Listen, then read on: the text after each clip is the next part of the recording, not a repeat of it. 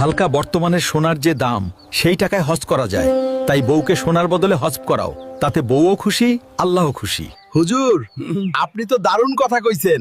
আল্লাহ আপনার মঙ্গল করুক। যাই, বউরে নিয়ে হজ কইরা আসি। আমার প্রিয়তমা শোনো, স্বর্ণ না কিনে হজ কইরা আসি, আল্লাহ খুশি হইব আর সৌদি ঘুরাও হইব। ঠিক আছে, তবে তাই হোক।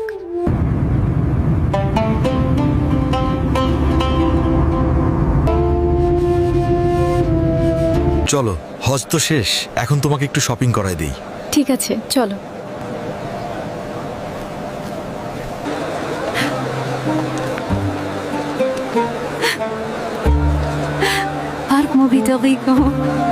চলো অন্য মার্কেটে যাই, এইখানে সব সোনা।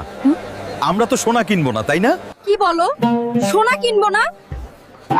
মানে আমার সোনা কিনে দাও, তা না হইলে বাড়ি যাবো না।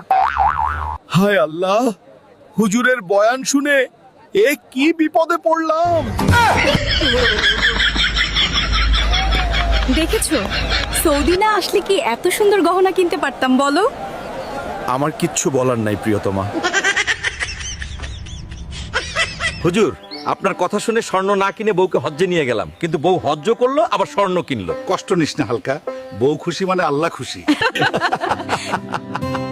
বন্ধুরা, হাসি ও মজার মধ্যেও শিক্ষা আছে।